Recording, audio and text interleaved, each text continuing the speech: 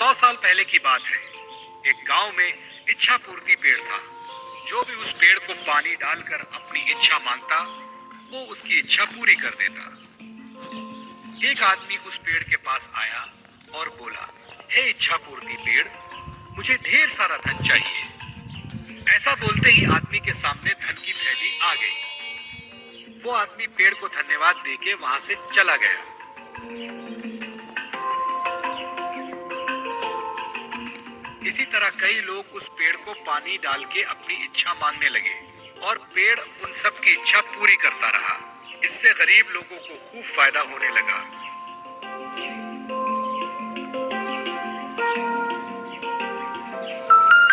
लेकिन कुछ सालों बाद इच्छा पूर्ति पेड़ बूढ़ा हो गया। उसकी शक्तियां भी खत्म हो गई।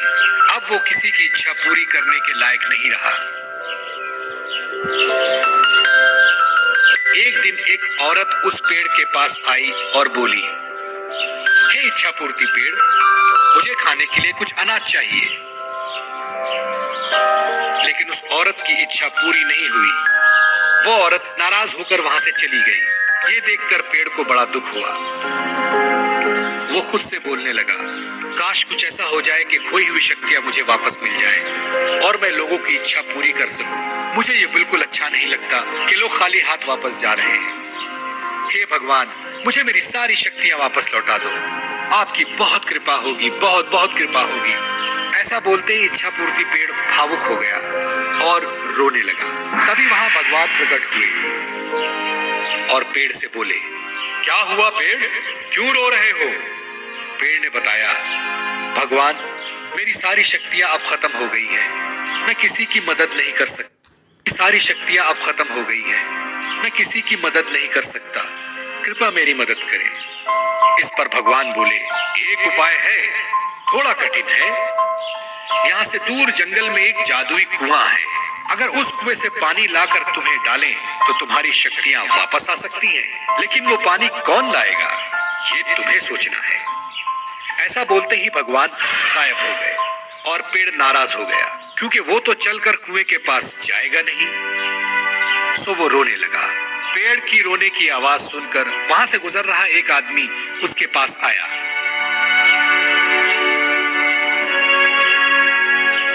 क्या हुआ इच्छा पूर्ति पेड़, तुम क्यों रो रहे हो?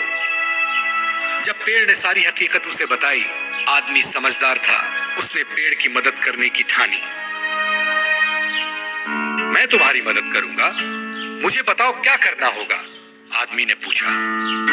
इस पर पेड़ ने बताया कि जंगल में दूर एक जादुई कुआं है।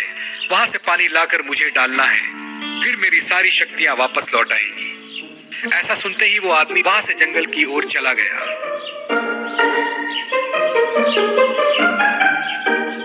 चलते चलते वो जादुई कुआं दिखाई दिया। वो झट से कुएं के पास गया और कुएं से पानी निकाला और एक बोतल में भर लिया और खुशी खुशी उस पेड़ के पास आया। उस आदमी को देख पेड़ भी बहुत खुश हुआ। उस आदमी ने बोतल का पानी उस पेड़ में डाला और चमत्कार हुआ। पेड़ की सारी शक्तियां वापस आ गईं। पेड़ ने अपनी खुशी से उस आदमी को सोने के सिक्के से भरी पोटली दी और धन्यवाद कहा। वो आदमी वहां से चला गया। फिर दूसरे दिन वो औरत फिर से वहां आई। वो बहुत भूखी थी, उसे कुछ भी खाने को नहीं मिला था। पेड़ ने उसे पहचान लिया और अपनी शक्ति से उस औरत को चमत्कार करके दिखाया। उस औरत ने फिर पेट भरकर खाना खाया और पेड़ का शुक्रिया अदा किया। पेड़ को भी उसकी मदद करके अच्छा लगा। अब वो बहुत खुश था, क्योंकि वो सबकी मदद फिर से कर रहा था और सबकी इच्छाओं की पूर्ति कर रहा था। दोस्तों, पसंद आया ना?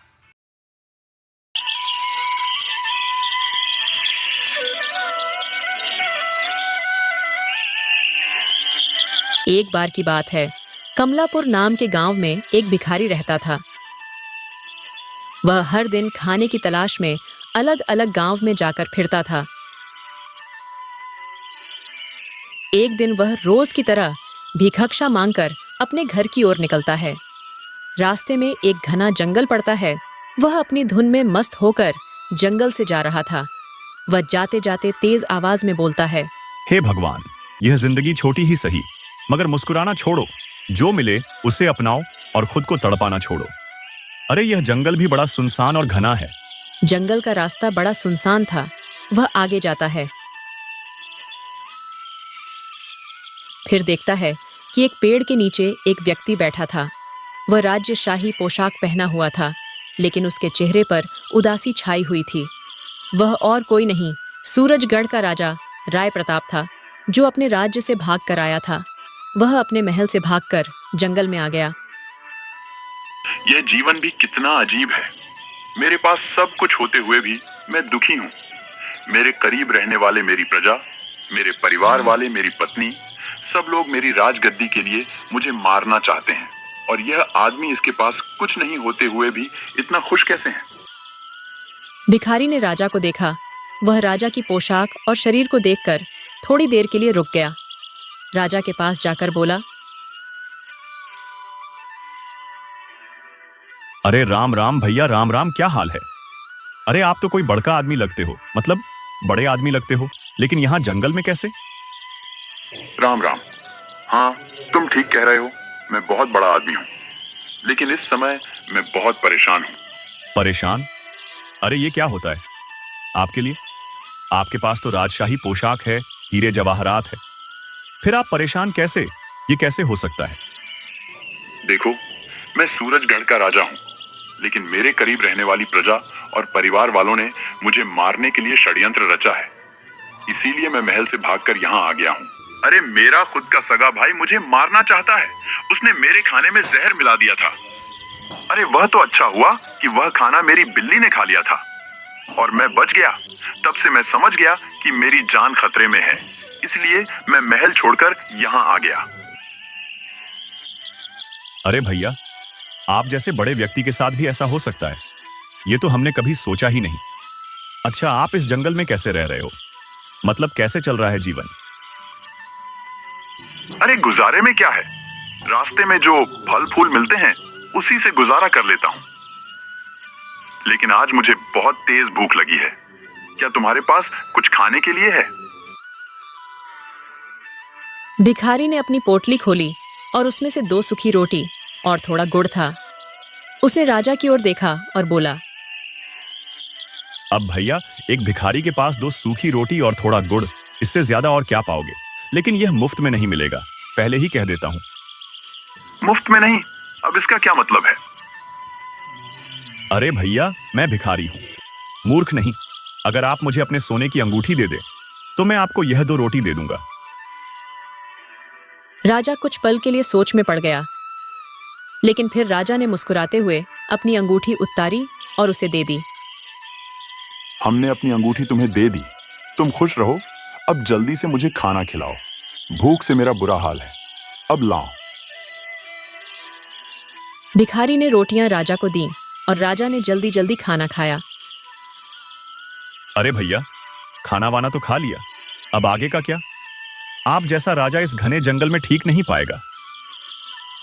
हाँ, तुम ठीक कह रहे हो, लेकिन मैं अपनी गद्दी और परिवार से दूर ही रहना चाहता हूँ। अगर तुम मेरे साथ चलोगे तो मेरा सफर आसान हो जाएगा, क्या कहते हो? हाँ हाँ, ठीक है ना भैया, हम दोनों अकेले ही तो है। चलो दोनों मिलकर एक दूसरे के साथ हो जाते हैं। अब से हम साथ चलेंगे, चलो।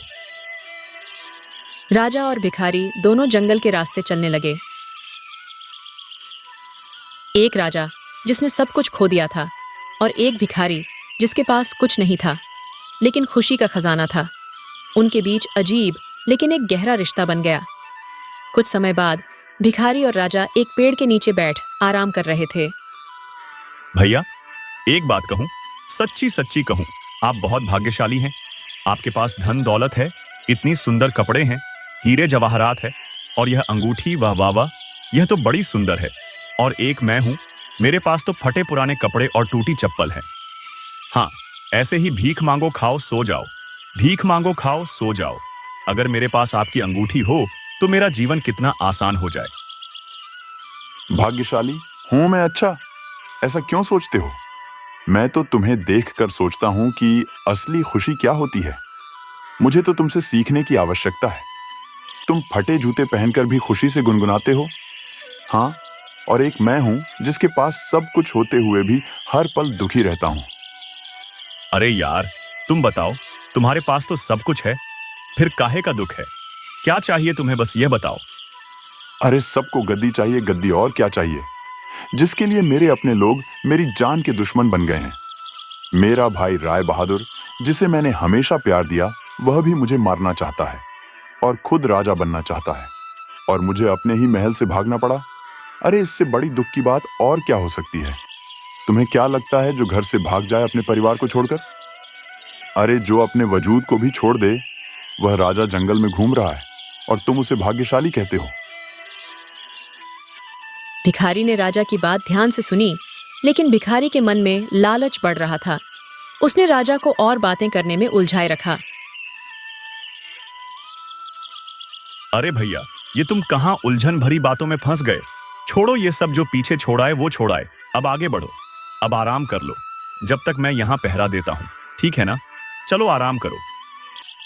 भैया, मैंने आपके लिए खाना संभाल कर रखा था, आप यह खाना खा लीजिए और आराम कीजिए, बाकी सब मैं संभाल लूंगा। भिखारी ने अपनी पोटली में से रोटी निकाली और राजा को दे दी। भिखारी ने उसमें नींद की दवा मिला दी थी। राजा ने खाना खा लिया और थोड़ी देर में गहरी नींद में चला गया। भिखारी ने धीरे धीरे राजा के गहने उतारना शुरू किया और राजा के सारे गहने उतार लिए, और वह राजा को गहरी नींद में छोड़कर वहां से चला जाता है। लेकिन उसकी खुशी ज्यादा देर ठहरी नहीं। कुछ दूरी पर 3 चोरों ने उसे देख लिया। अरे देखो देखो, ये तो कोई राजा लगता है। इस जंगल में ये अकेला क्या कर रहा है? जरूर यह अपना खजाना लेकर भागा होगा। हम इसे पकड़ लेते हैं तो सारा खजाना अपना होगा। चलो चलो। चोरों ने भिखारी को चारों तरफ से घेर लिया। भिखारी डर के मारे कांपने लगा, लेकिन उसने अपनी पहचान छुपाई रखी। अरे ओ राजा साहब, इसे घने जंगल में अकेले क्या कर रहे हो? बता दो, वरना यहाँ से जिंदा नहीं जा पाओगे। अब मैं सूरजगढ़ का राजा हूँ। मैं जंगल में अपनी शांति के लिए आया हूँ। शांति के लिए जंगल में? हाँ हाँ हाँ हाँ। अरे राजा होकर तुम अकेले कैसे हो सकते हो? तुम्हारे साथ तुम्हारे सेवक, रिश्तेदार, सेना, मंत्री, ये सब कहाँ है? तुम्हारे साथ होने चाहिए ना।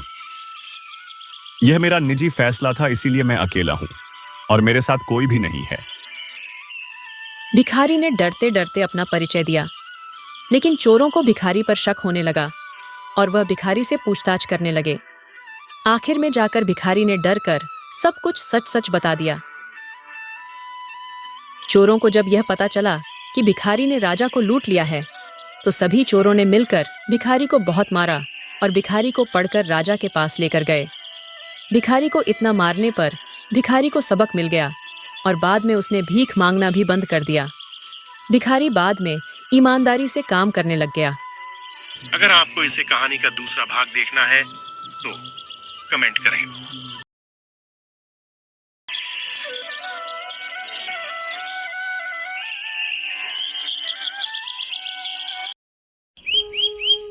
बहुत समय पहले हरे भरे पहाड़ों के बीच बसे छोटे से गांव में एक गरीब किसान रामू अपनी पत्नी सीता और 2 बच्चों के साथ रहता था।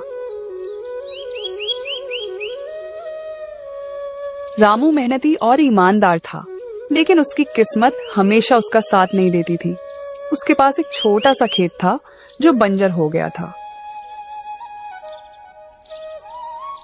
हर साल वह कड़ी मेहनत करता, लेकिन फसल इतनी खराब होती कि उसके परिवार का पेट भी मुश्किल से भर पाता।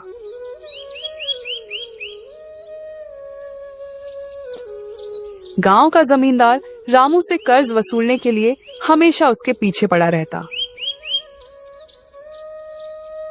रामू अक्सर सोचता, क्या मेरी मेहनत कभी रंग लाएगी?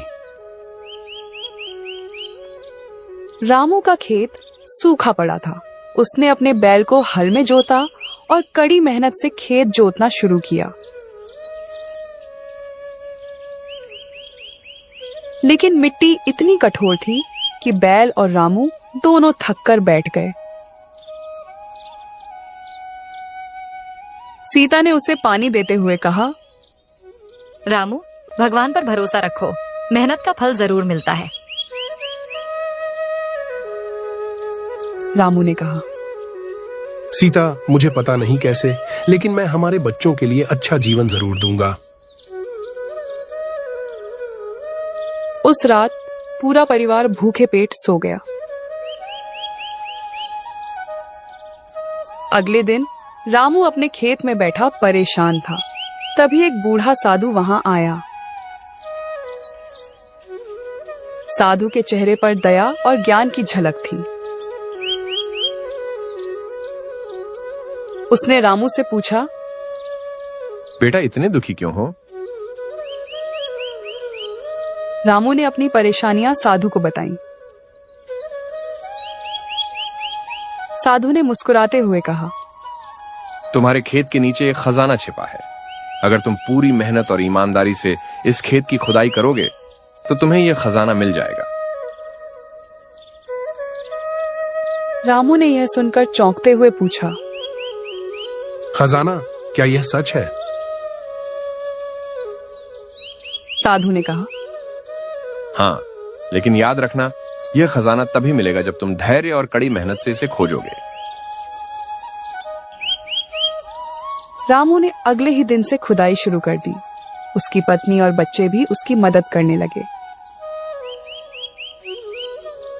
वे सुबह से शाम तक खेत खोदते रहे। मिट्टी के ढेर के नीचे कोई खजाना नहीं मिला। बच्चों ने थक कर कहा, पिताजी, खजाना शायद सपना था, हमें कुछ नहीं मिलेगा। लेकिन रामू ने उन्हें समझाया, बेटा, मेहनत कभी व्यर्थ नहीं जाती। हो सकता है यह खुदाई हमारे खेत को बेहतर बना दे। रामू ने खेत में गोबर खाद डाली, झाड़ियां हटाईं और खेत को साफ कर दिया। खुदाई और देखभाल के कुछ ही हफ्तों में रामू का खेत उपजाऊ हो गया। मिट्टी नर्म और तैयार दिखने लगी। रामू ने गेहूं के बीज बो दिए। गांव के लोग रामू को देखकर हंसते हुए बोले, इस बंजर खेत में फसल? रामू पागल हो गया है। रामू ने उनकी बातों पर ध्यान नहीं दिया। वह हर रोज अपने खेत की देखभाल करता रहा। कुछ महीनों बाद खेत में लहलहाती हुई गेहूं की फसल उग आई। रामू और उसका परिवार खुशी से झूम उठे। रामू की सफलता देखकर जमींदार को जलन हुई। उसने सोचा, अगर रामू गरीब किसान होकर इतना अच्छा कर सकता है तो वह मेरी जमीन के लिए खतरा बन सकता है। जमींदार ने रामू से कहा, तुम्हें मेरे खेत पर काम करना होगा और बदले में मैं तुम्हें थोड़ा पैसा दूंगा। रामू ने विनम्रता से कहा, मुझे अपनी मेहनत और अपने खेत पर भरोसा है। मैं किसी और के खेत पर काम नहीं करूंगा। जमींदार ने रामू को धमकाने की कोशिश की, लेकिन रामू ने डटकर उसका सामना किया। रामू की मेहनत देखकर गांव वाले प्रभावित हुए। वे अब समझ गए कि उनकी बंजर जमीन भी उपजाऊ हो सकती है अगर वे सही तरीके से मेहनत करें। रामू ने गांव वालों को सिखाया, हमारी जमीन हमारी माँ है। अगर हम इसे प्यार और देखभाल देंगे तो ये हमें कभी भूखा नहीं रखेगी। गांव के बाकी किसानों ने भी रामू के तरीके अपनाए और उनकी जिंदगी बदलने लगी। कुछ समय बाद वही साधु फिर से रामू के खेत पर आया।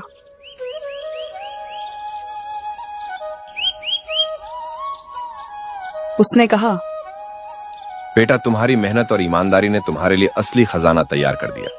यह हरा भरा खेत ही तुम्हारा खजाना है। रामू ने साधु के चरण छूते हुए कहा, धन्यवाद बाबा, आपने मुझे सिखाया कि मेहनत ही सबसे बड़ा खजाना है।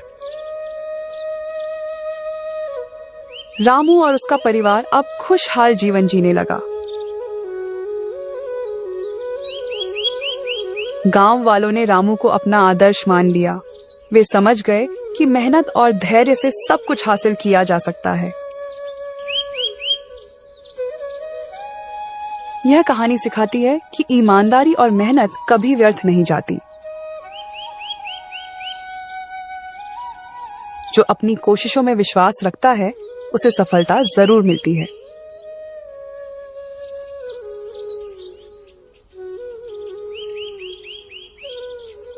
अगर आप हमारे चैनल में नए हो तो चैनल को सब्सक्राइब कर दो और बेल आइकन को प्रेस कर दो ताकि हमारे नए वीडियो की जानकारी तुरंत आपके पास जाए। धन्यवाद।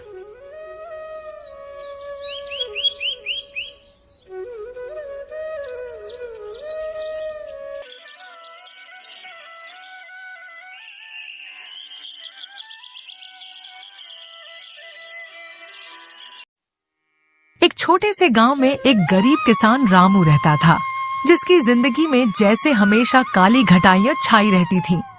किस्मत उसकी सबसे बड़ी दुश्मन बन चुकी थी। रामू के पास बस एक छोटी सी झोपड़ी और थोड़ी सी जमीन थी, जिसमें साल भर मेहनत करने के बाद भी मुश्किल से गुजर बसर हो पाती थी। हर बार फसल तैयार होने के पहले ही कभी सूखा तो कभी बेमौसम बरसात उसकी सारी मेहनत पर पानी फेर देती। ये देखते हुए रामू का दिल टूट सा जाता। वह सोचता, क्यों मेरे साथ ही ऐसा होता है? उसकी आंखों में उदासी के बादल गहराने लगते। रामू की जिंदगी केवल मेहनत, मजदूरी और संघर्ष में ही बीत रही थी।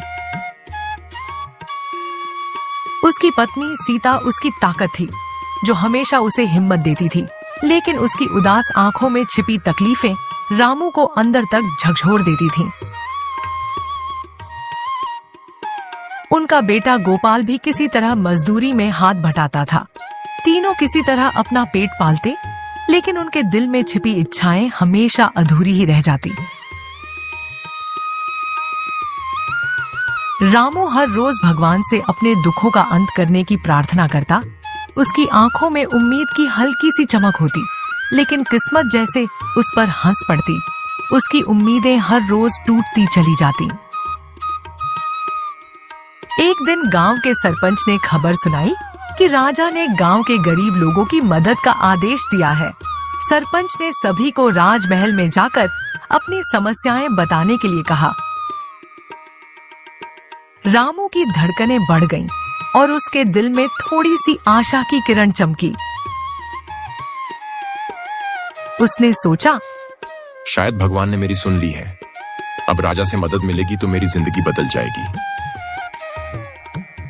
अगले दिन रामू की आंखों में उत्साह और दिल में एक नई उम्मीद थी। वह राजमहल की ओर चला, लेकिन उसके मन में सवाल उठ रहे थे कि राजा सच में उसकी मदद करेंगे या नहीं। वहां उसने देखा कि बहुत से लोग अपनी फरियाद लेकर आए थे। जब उसकी बारी आई तो वह कांपती आवाज में राजा से बोला, महाराज, मेरी हालत बहुत खराब है। मेरे पास कुछ नहीं है, फसल ठीक से नहीं होती, बारिश का कोई भरोसा नहीं रहता। कृपया मेरी मदद कीजिए। उसकी आंखों में आंसू छलक आए। राजा ने उसकी बातें ध्यान से सुनी और गहरी सोच में पड़ गए। कुछ देर बाद उन्होंने कहा, रामू, मैं तुम्हारी मदद जरूर करना चाहता हूं, लेकिन तुम्हें एक छोटा सा काम करना होगा। रामू के दिल में थोड़ी दुविधा और उत्सुकता जागी। उसने पलकें उठाकर पूछा, महाराज, क्या करना होगा? राजा ने मुस्कुराते हुए कहा, तुम्हें इस गांव के सबसे खुश व्यक्ति को ढूंढकर मेरे पास लाना होगा, लेकिन ध्यान रहे कि वह व्यक्ति सिर्फ खुश ही नहीं बल्कि अपने जीवन से पूरी तरह संतुष्ट भी होना चाहिए। रामू ने सोचा कि यह तो आसान काम होगा। वह खुशी खुशी गांव लौट आया, लेकिन उसके मन में इस चुनौती को लेकर थोड़ी बेचैनी भी थी। रामू सबसे पहले अपने दोस्त श्याम के पास गया, जो गांव का सबसे अमीर आदमी था। श्याम के पास कई खेत खलिहान और नौकर चाकर थे। रामू ने सोचा, श्याम के पास सब कुछ है तो वह जरूर खुश और संतुष्ट होगा। रामू ने श्याम से पूछा, तो बहुत खुश और संतुष्ट होगा ना? श्याम ने गहरी सांस लेते हुए जवाब दिया, अरे नहीं रामू, मेरे पास जो है वो मुझे काफी नहीं लगता।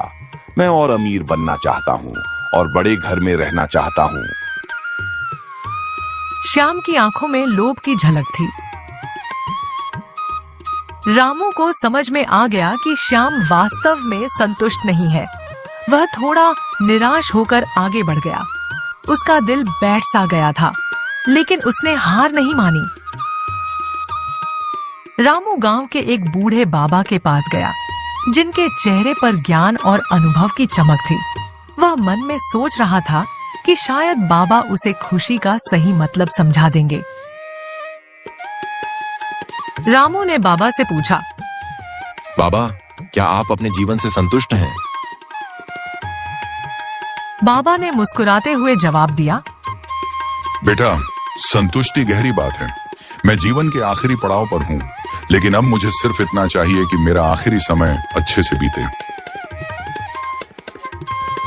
बाबा की आवाज में उम्र और अनुभव की थकावट थी। रामू को समझ में आया कि बाबा भी पूरी तरह संतुष्ट नहीं है। उसकी आंखों में मायूसी झलकने लगी और उसने अपनी उम्मीद लगभग खो दी थी। रामू की मुलाकात एक गरीब बंजारे से हुई, जो अपनी झोली लिए खुशी खुशी घूमता रहता था। उसकी आंखों में एक अजीब सी चमक थी। रामू ने उससे पूछा, भाई, क्या तुम खुश और संतुष्ट हो? बंजारे ने हंसते हुए जवाब दिया, हाँ भाई, मैं अपने छोटे से जीवन में ही खुश हूँ। मुझे घूमना पसंद है और मैं यही करता हूँ। मेरे पास जो है मैं उसमें ही खुश रहता हूँ। उसकी बात सुनकर रामू को थोड़ी सी उम्मीद जागी, लेकिन उसने सोचा कि बंजारे के पास स्थिरता नहीं है। वह निराश होकर घर लौट आया। रामू उदास था। उसके दिल में भारीपन था। सीता ने उसके कंधे पर हाथ रखा और उसे समझाया, रामू, खुशी बाहर नहीं है बल्कि हमारे अंदर है। जब हम हर हालात में खुश रहना सीख जाते हैं, तभी असली संतुष्टि मिलती है। रामू की आंखें खुल गईं। उसने महसूस किया कि असली खुशी हमारे भीतर ही है। वह राजा के पास गया और अपनी पूरी यात्रा सुनाई। राजा ने मुस्कुराते हुए कहा, रामू, तुमने असली खुशी का राज पा लिया है। जीवन में संतोष ही सच्ची खुशी है। रामू ने अपनी नई सोच के साथ अपने खेतों में मेहनत करना शुरू किया। उसने सीखा कि अपनी स्थिति को स्वीकार कर और मन में संतुष्टि रखकर ही खुश रहा जा सकता है। धीरे धीरे उसकी मेहनत रंग लाने लगी। उसकी फसलें अच्छी होने लगी और उसकी जिंदगी में खुशियां लौट आईं। रामू समझ गया कि सच्ची खुशी और संतोष बाहरी चीजों में नहीं, बल्कि मन की संतुष्टि में छिपी है। रामू की जिंदगी में तब बदलाव आया जब उसने अपनी असलियत को स्वीकार किया और छोटी छोटी चीजों में संतोष ढूंढा। यह कहानी हमें बताती है कि किस्मत हमेशा हमारे साथ न भी हो, फिर भी अपने नजरिए से हम अपनी जिंदगी को खुशहाल बना सकते हैं।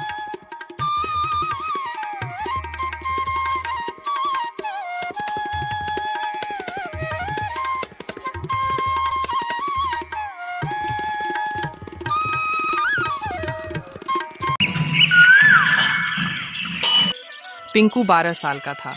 वह तभी से काम पर जाने लग गया। वह एक सेठ के नीचे काम करता था। पिंकू के पिताजी एक सेठ के नीचे काम करते थे। वह रोज जाते और सेठ के खेतों की खुदाई करते। अरे राजू, थोड़ा जल्दी करो। आज शाम तक तुम्हें पूरे खेत की खुदाई करनी है। आप चिंता ना करें सेठ जी, मैं शाम तक पूरे खेत की खुदाई कर दूंगा।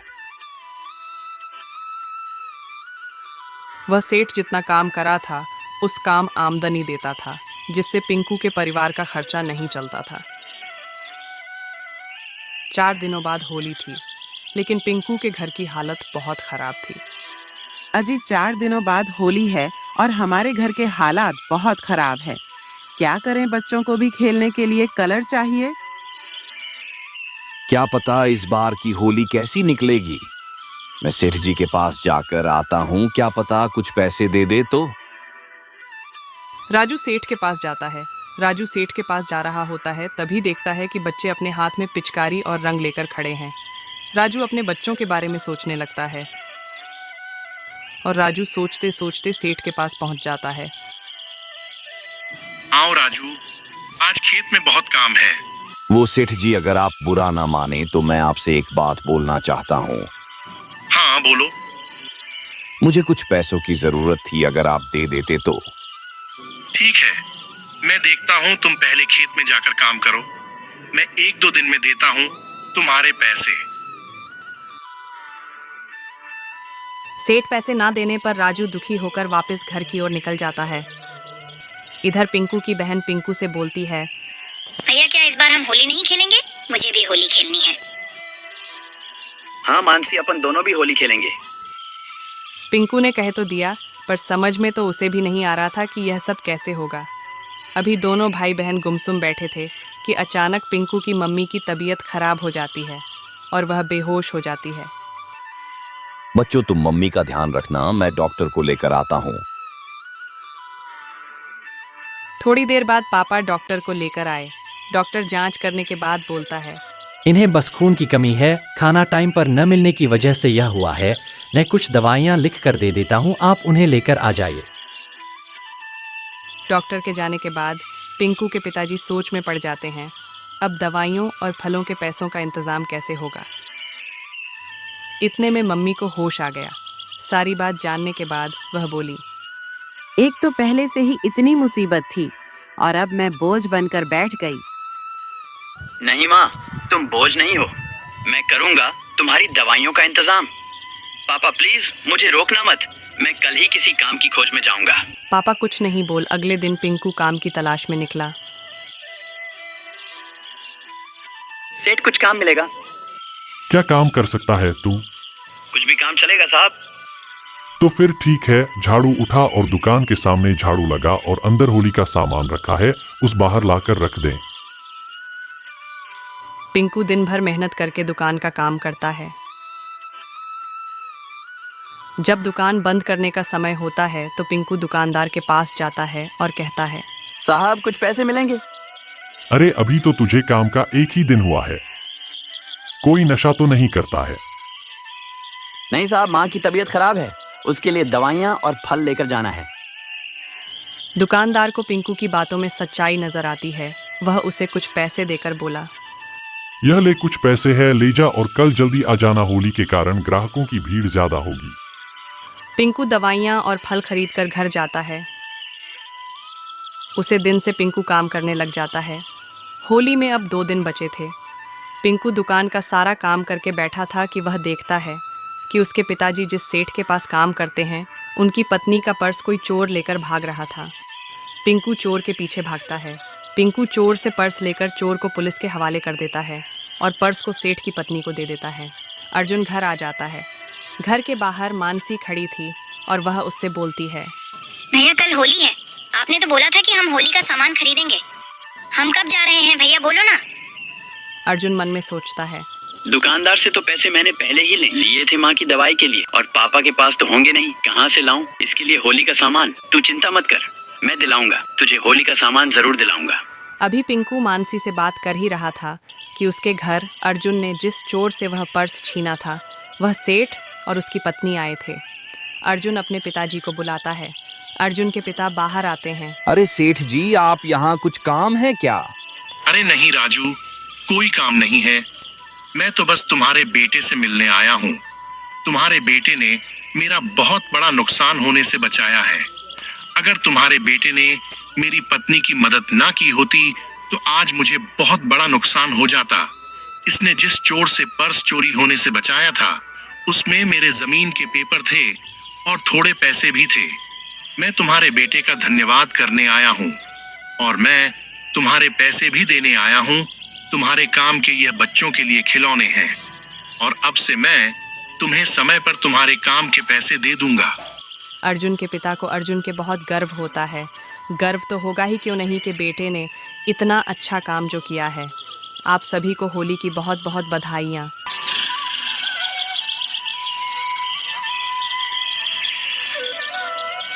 ये कहानी है रामपुर गांव की। ये गांव अपनी सुंदरता से प्रसिद्ध था। ये गांव बड़ा ही सुंदर और इस गांव में खेती बाड़ी भी बहुत अच्छी होती है। इस गांव में रमेश नाम का एक लड़का रहता है। रमेश के घर का खर्चा उसकी खेती बाड़ी से चलता है। रमेश की एक पत्नी और उसकी एक बेटी थी। वह तीनों साथ रहते हैं। लता, मैं बाहर खेत की तरफ घूम के आता हूँ। ठीक है, मैं जब तक खाना पका लेती हूँ। आप आओगे जब तक मैं खाना बना लूंगी। और रमेश अपने खेत की ओर निकल जाता है।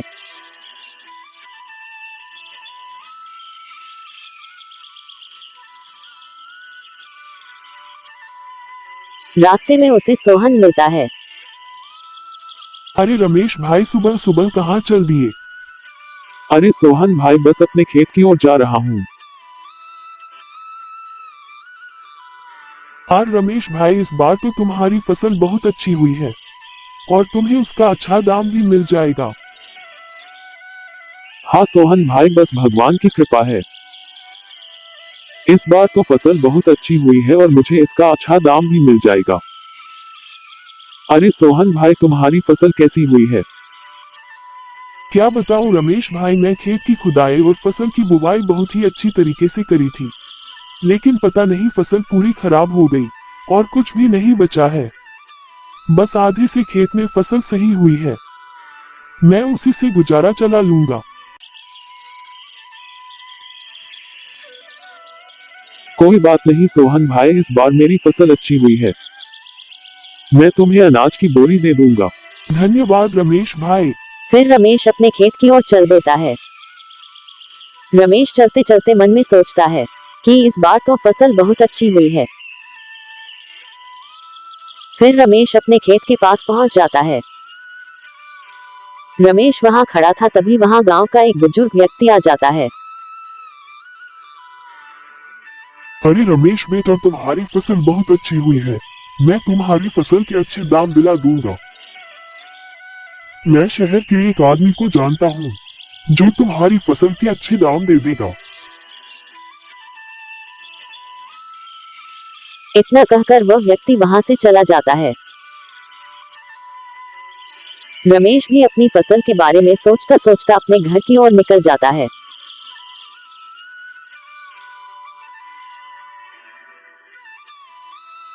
रमेश अपने घर आ जाता है। लता ने खाना बनाकर तैयार कर लिया था। तीनों खाना खा लेते हैं। वाह लता, आज तो खाना बड़ा ही अच्छा बना है। तीनों सो जाते हैं।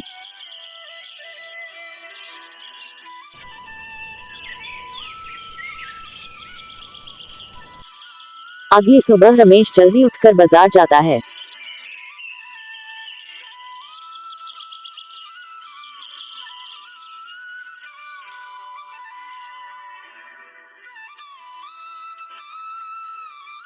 रमेश बाजार का काम निपटाकर वापस आ रहा होता है कि तभी अचानक मौसम खराब हो जाता है और बारिश चालू हो जाती है। रमेश एक पेड़ के नीचे रुक जाता है। गांव के लोग इधर उधर भागने लगते हैं। बहुत देर हो जाती है, लेकिन बारिश रुकने का नाम नहीं ले रही है। लगता है यह बारिश तो रुकने वाली नहीं है। कुछ देर बाद बरसात रुक जाती है और मौसम साफ हो जाता है। रमेश अपने घर की ओर निकल जाता है। बरसात में हुई घटना को रमेश अपनी पत्नी को बताता है। इतने में वहाँ गांव का एक व्यक्ति आता है और बोलता है, अरे रमेश भाई, मैं अभी तुम्हारे खेत के पास से आया हूँ। बरसात की वजह से तुम्हारी पूरी फसल खराब हो गई है। रमेश ये सुनकर परेशान हो जाता है और अपने खेत की तरफ निकल जाता है। रमेश देखता है कि उसकी पूरी फसल पानी में डूब जाती है और खराब हो जाती है। रमेश अपने घर आ जाता है। कुछ देर बाद रमेश के घर के बाहर एक भूखी औरत आती है। बरसात के कारण रमेश के पास कुछ नहीं बचता है। सुबह का थोड़ा सा भोजन बचा हुआ था। रमेश उसे भोजन को भूखी औरत को दे देता है। भूखी औरत बोलती है, बेटा तुम्हारा बहुत बहुत धन्यवाद। तुमने एक भूखी औरत की मदद करी है। तुमने बहुत ही पुण्य का काम कर है। भगवान तुम्हारा भला करेगा। क्या बताऊं माँ जी, बरसात की वजह से पूरी फसल खराब हो गई है और अब कुछ भी नहीं बचा है। कोई बात नहीं बेटा, तुम अपने बची हुई फसल से एक थैला खोलो। उससे अच्छी खासी कमाई हो जाएगी। मेरा आशीर्वाद तुम्हारे साथ है। और वह रमेश को वरदान देकर वहां से गायब हो जाती है। फिर रमेश बची हुई फसल से अपना काम शुरू करता है और देखते ही देखते रमेश बड़ा धनी आदमी बन जाता है और वह गरीब लोगों की मदद करता है। अगर आपको ये कहानी पसंद आई हो तो वीडियो को लाइक, कमेंट, शेयर करें और ऐसी ही मजेदार कहानियां देखने के लिए सब्सक्राइब करें और चैनल से जुड़े रहें।